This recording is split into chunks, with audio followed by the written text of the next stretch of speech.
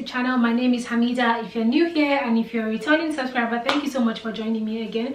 Today's video is going to be, as you see by the title, my experience, or basically my struggles as a black Muslim woman creating content, as a mom and as an immigrant basically, and what my life has been like since I moved to the UK. I'm making this video because I feel like I've been in a space where for a while now where I feel stuck. I feel like I'm not making a lot of progress, and I've been able to actually identify most of the things that are causing me to feel the way that I feel. However, what I've not done yet is taking steps, and this video is actually a step in the right direction because I'm making this video also to kind of find a way to get out of the phase that I'm currently in, such that I'll be able to create more content. I'll be able to do so much more, give out more value, because if you probably have noticed, I haven't been creating a lot of content both on my Instagram and here, and that is why I'm doing this. But before I get into the whole video, I want to quickly share a brand with you. They were kind enough to send me some of their products that I've been trying. I mentioned this in my previous video, but then they sent me their TEAMI superfood, their green superfood blend, and also their tumbler, and I've been using that since they've sent it to me actually, and I've actually shared that a lot of times on my Instagram stories and Instagram feed. But the reason I'm talking about it here again is because I wanted to kind of like share my own personal journey into why I'm even doing this partnership, or what this product actually means to me, and why I accepted the partnership. There's actually a limit to what you guys can see, but I feel like, not that I feel like, it's so hard for me to accept it, but I actually suffer from, I am very insecure to a certain level with my body, because I feel like I'm so tiny or I'm unhealthy, and somehow I always try to make sure that I'm making the right decisions for myself, for my body, and for my child, because somehow she benefits directly from my body, and if I'm not taking very good care of myself, I feel like it's also going to affect my child, and I do not want that. And that is why when this brand reached out to me, I'm someone who do not like the stress of having to have vegetables, have my greens, have to preserve them, because it's so stressful and they always almost go bad, and I don't like that. So when TEAMI reached out to me, it really felt like they were reaching out to me at the right time, and it was the right product, because I had previously gone out to get vitamins for myself that I was going to use, supplements to make me feel better, to make me feel more energized, but somehow I just never used it. I still have it in my kitchen and I've never opened it, but I bought it with my money. So when this brand reached out to me and I checked out their products myself, because I've always been familiar with their products for a while, but then I checked out their offer and I felt like this product is something that I want to make my journey, and also I would want to share with you guys. So what they sent me is this green superfood blend that has loads of greens. I think it has 16 superfoods in it, majorly matcha, spirulina, and wheatgrass, and I've been taking this for a very long time now, say like a month. If a month is a long time, then yeah, but a little over a month. And I just take it occasionally. Before I used to want to take it every day, but somehow I'm so forgetful, there's a lot going on, and yeah, I just can't. But this is what I have here from the remnant of what I'm having this morning. I usually just make it, because the powder, I usually just, let me show you guys what it looks like.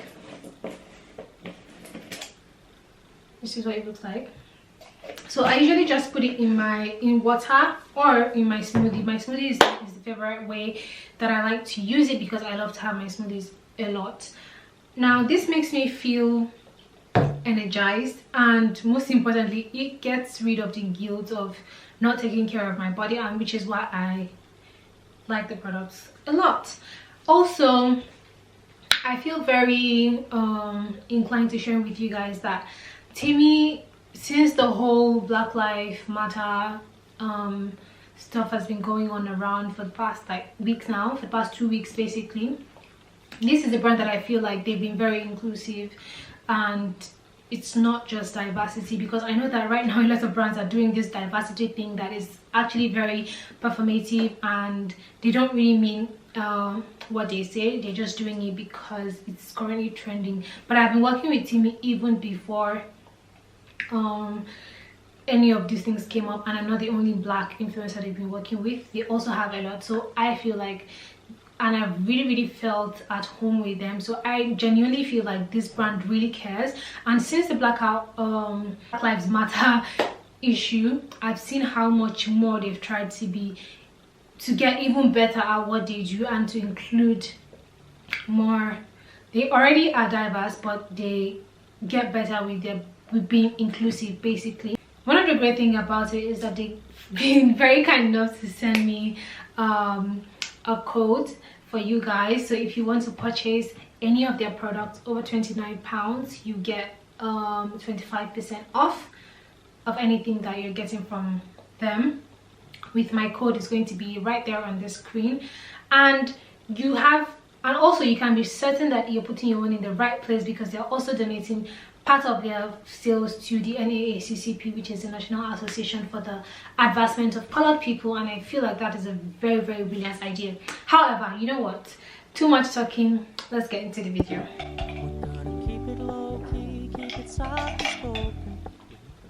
So yesterday on my Instagram, I decided to ask a few people to ask me questions, since I'll be making this video.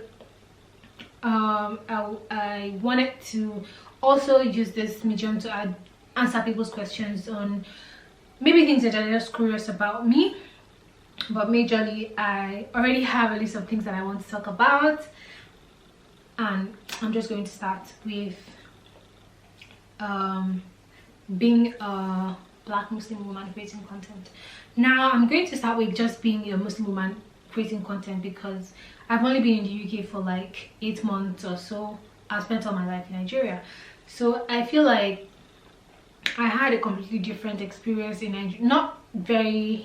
Not completely different, slightly different in Nigeria. I have not been able to experience much here, because after a couple of months I've been here, the COVID situation came, and it's just been a mess basically.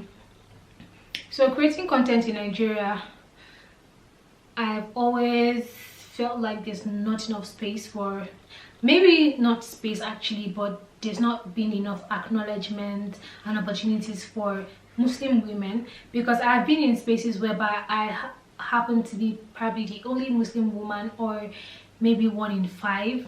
But what I'm trying to say in essence is that majorly in Nigeria, where we are supposedly very religious people, in the creative industry, I find that there's this discrimination or desegregation, that Muslim women do not really benefit from opportunities. Brands do not really see you as someone they should be working with, because they already have a perfect idea of what an influencer should look like or should be like. And this is one thing that led me to creating my own space, even though that space has been like inactive for a while now since I moved, because I've been trying to strategize. But this is what led me to creating Oaks Network, which is basically like sister network for Muslim women in the creative industry to gather together, learn, create opportunities, and collaborate with each other. And this is something that I wrote last year in 2019. So before all this Black Lives Matter issue happened, and the influencer pay gap and all other things that are happening right now happened, this is a conversation that I have talked about, that's always been in the industry, and we actually know about it because we are the ones that have been affected. And this was what I had to say. I just want to show you guys from my phone. It was a couple of tweets that I made into a post, and this was what I had to say about it. I said, there's a lot I have to say on Muslim women creating content and everything we go through. It's so freaking hard. I've actually been at this for a long time, that I disappear from time to time just because we don't fit, and it's hard when we're being ignored till it's it. Now in this first thing, I like to focus on the fact that we are not visible enough. Not like we are not doing the work, but I feel like we're not being recognized, or we're not being seen as important enough until it's Eid or until it's Jum'ah or all these things that are specifically for Muslims. That is when these brands know that they are Muslim content creators that they feel like, yeah, they can work with, and that's when they remember us. And that is so annoying because like we do way more than just create content that are relating to religion. And I personally, this was my experience, saying that I disappear from time to time because beyond that, sometimes it can be very difficult to keep on going when you don't really have people supporting you, especially when it's something that you're putting a lot of resources into. My money, my health, my time, basically everything I have, I put into content creation. And sometimes I ask myself, when is it really enough? Like, at what point do you say that I've tried enough, I think I need to move on to something else? And this is what makes me take all these little breaks to reevaluate, to maybe try to re-strategize, to see what is wrong, what I'm doing wrong, because I know that even though the system is faulty, there are things that I personally could do better. But what my focus was in this post is the fact that we don't get enough support, we don't get enough reward for our work, and it really affects me as a creator. Then I talked about this event that I was at. I said earlier this year, which was last year, I was at an event that was meant to tackle challenges content creators in Nigeria face, basically to discuss and see how we could help each other, and ended up being the only hijabi in there. And it didn't help that I was being looked at in a different way. You know how when you're like a very different person and the only different person in the room, you tend to feel like all eyes are on me, but then it's not just in your head, all eyes are actually on you. So I was at this event and I went with my baby, and I just felt so left out because in all of the conversations there was nothing that was there was nothing that included Muslim women. Were basically not included, or Muslim content creators were basically not included in all these conversations. And what annoyed me most was the fact that Muslim women are the ones that are mostly affected in this, because we are the ones that are majorly visibly Muslim. And this is why you know that this is something that it's very conscious when people do it. When people try to ignore it, it's very conscious, because when other people that are Muslim but are not visibly Muslim, they have these conversations, they include them, because then they're not seeing them as just a Muslim, as just a tag, but they're just seeing them as a person as well. But when you, who is visibly Muslim, come into the room, then you're not just seen as, oh, a Muslim that is doing this. You're just seen as a Muslim, and that's it, and that's all about you, and your work and everything else somehow is erased. And I do not like that. And then I go on to say that this isn't even me imagining things. It's something that happens every time when you're visibly Muslim. In everything being discussed, we're not even recognized. Like, I'm tired of getting a seat at the table for the sake of diversity. It shows when people don't care, and it hurts when your work is good. And this is what I'm saying about the fact that people sometimes include you at the table. They want you to be a part of them because they don't want to look like they are not diverse enough, but they're not actually inclusive, because these are two different things. It's saying, okay, come to the table, but it's saying you don't have a right to speak, or you don't need to have opinions, or what you say don't really matter. And this just doesn't make sense. And I go on to say that it's even more frustrating to see people who don't produce better quality of work getting all the accolades while you're present, just because you don't look a certain way or fit into their idea of what you should look like as a creative. And this largely affects Muslim women that are done the hijab. These same people will ignore you and go ahead to ask how many modest creatives are there, when the real question is, how many have you acknowledged? But let Juma and Ramadan come and you automatically exist. This is trash behavior, and it needs to stop. You'd think people who understand being the minority would already get this, but being black, being Muslim and Nigerian in the creative industry is a different type of minority that no one cares about. Because even at the bottom of being black, because there is that, at the bottom of being black, you're Nigerian. And that is like, I don't even want to get into that whole conversation, but the whole point of this is to say that even before Black Lives Matter, influencer pay gaps, pull up or shut up, and all these things came, these things are things that has been my own life and lives of other Muslim women that are content creators, and it's really tiring that our reality is trending and some people are trying to make money off of it. Anyways, I just wanted to get that out there. As a Black Muslim woman growing up, I have always felt like I was too much, yeah, because I grew up believing that I was either talking too much, or I was asking too much questions, or I was just too much in everything that I did, because I had to be a certain way to fit into a certain box or to look a certain way, and I felt like that somehow was taking away from who I really was. And now that I'm feeling stuck, I feel like it's because part of my voice, I've lost part of my voice, and right now I'm trying to shed all those parts of me that have been buried for a very, very long time. And it's just not been very helpful being in the creative industry, because on social media you get to see a lot of things, you get to be a part of so many things that you don't even sign up for, and somehow it is depressing that,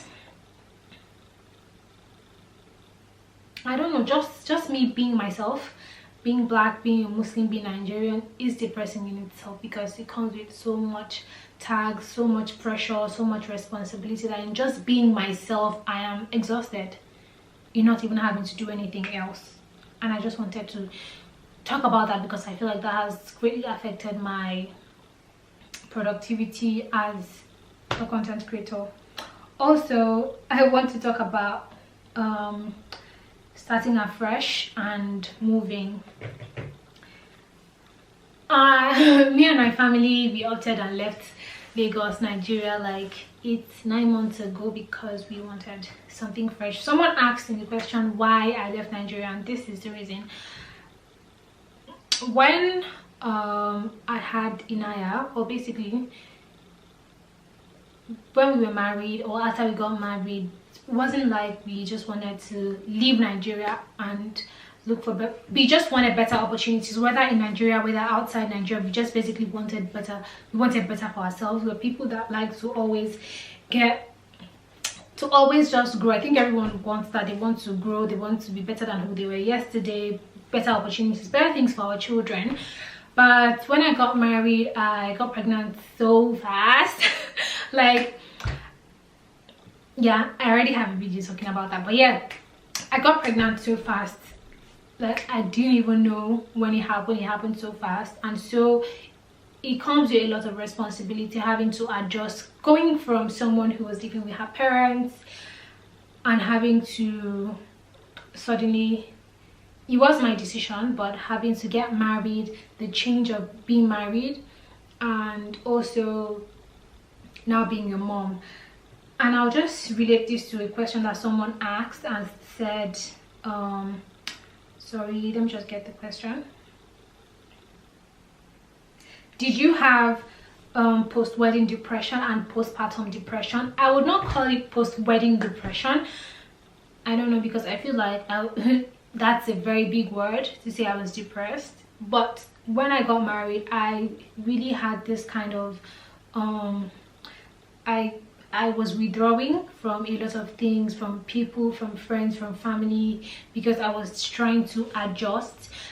Now the thing was, I was happy, I was okay, but I also was trying to feel much more comfortable because this is a new environment, even though I was with the love of my life, but it was still a very new environment, and a lot of things had just changed and I had to like take it in. So for a while I was neither here nor there, you get that kind of feeling. And when I was beginning to get my groove back, I was pregnant. I got pregnant and it was almost like back to square one. So going back to square one, was having to cope with pregnancy, the fatigue, everything that has come with pregnancy, the cravings, and I had a pregnancy that I wanted to be indoor and all of those things, and it really affected me, affected my career, because hormones are very real during pregnancy, and I happened to have loads of mood swings. So I was always, I don't know, I feel like unstable is a very big word, but that's actually how I felt. I was very unstable for a very long time. One minute I was happy and flourishing and everything, and the next minute I am sad. And I hate it because this sadness, when it consumes me, it's not like there's a particular reason why I'm sad or why I feel that way, or if someone was hurting me. It wasn't any of that. I was just sad just because, yeah, I was just sad. And it was worse that I didn't know how to get out of it. And I just always pray and hope that one day I would wake up and I would feel much better. It really helped me that I had really nice friends that were always checking up on me. But when I always go into this black hole, I always find it very difficult to even share with people that are very close to me, because a part of me knows what is wrong with me. Not like a diagnosis of what is wrong with me, but a part of me knows that I'm not okay and I need to share it, but a part of me also doesn't want to share it, because I feel like I only want to tell other my problems. But there's just a very confusing situation that I can't really explain. But for anyone that has gone through this, I feel like they might be able to understand where I'm coming from. But that has always been something that affected my relationship, and I feel like my Instagram, my social media life do not show all these things. It just shows me showing up and creating content and doing stuff, and it always looks like, oh, I know what I'm doing, but truly I do not know what I'm doing half of the time. And the few times that I get bursts of energy, I always try to bulk create so many content, so that before my mood swing sets in, I have enough content to go past through that time. So this is something that I struggle with daily, and it really does affect my content. How do you balance life as a mother and wife? It must be really challenging. Yes, it is challenging. The part of being a wife is actually not challenging. That part is, this is like sweetest part. But the part of being a mom is being very, very responsible human being, which is something that as a very, very free-minded person, a free liver, I like to live freely, to be very spontaneous. Being responsible for a child has made me sometimes feel like something has been taken away from me, because I'm not as spontaneous as I want to be. I don't get to just make any decision in the spur of the moment. I always have to plan and think of my child and think of a lot of things, basically, and somehow that sets me back, because I don't work well with a lot of planning. Even when I plan, I try to like leave spaces for spontaneity, for things to just happen. That's how I've been used to living my life. Yeah, so someone is FaceTiming me, but yeah, that has, I don't know, that has really affected my content creation, because motherhood takes a lot from you. And in my own case, that's how I feel like being a mom really makes me tired, and this is one of the reasons why I don't get to create as much content. It might seem like an excuse, and yes, if it is very valid, but it is part of the reasons why I don't get to create as much. This lighting is so awful, it's the sun. As much content as I like, and that is because I'm always tired and I always want to sleep. Yeah, basically. And with content creation, you want to plan yourself, know your goals, get it when you need to get it. There's a certain time where there's this drive that you feel, and having a child does not really give me the luxury to pursue all these things when I have the drive, because sometimes when I have the drive, my child is not in the mood. She probably wants to sleep, she's just cranky. Anything could be happening with a child, honestly, and it's the fact that it's so unpredictable that affects me, because when I eventually get time to myself, I'm usually too exhausted to think of creating content. And any mom out there that creates content, I feel like we'll be able to relate to this, even though we still somehow end up doing some things. This is very real, and I feel like this is a constant battle that I personally have been fighting. And also, another thing that has been affecting me content wise is my health. Since having a child, being a breastfeeding mom, I feel like you guys can see me, right? I'm actually very skinny, yeah, and pretty insecure about that as well. I like to wear big clothes to like cover my insecurities, but today I'm like, no, whatever. So yeah, basically I feel like my health, as I'm not a very big eater, so it's not like I eat a lot or I do anything a lot that would make me add some flesh, but it's something that I've tried to do because I'm not very comfortable with how I look. Not that I don't like that I'm slim and all of that, yeah, everyone be like, oh, I love your body, yeah, I get that, but it also comes with the fact that I feel like I'm unhealthy. And that leads back to the intro of this video, is why I'm taking the superfood blend in the first place, and all of these things to make me feel better, because I feel like I am very weak. And so even when I am tired of being a mom, not like tired of being a mother, but like even when I get fatigued from momming all day, I do not really have that burst of energy to be doing anything else again, because I feel like my health itself is very shaky, and these are things that don't show on my Instagram. I'm so sorry I have to end this video here, guys. Kindly watch out for part 2.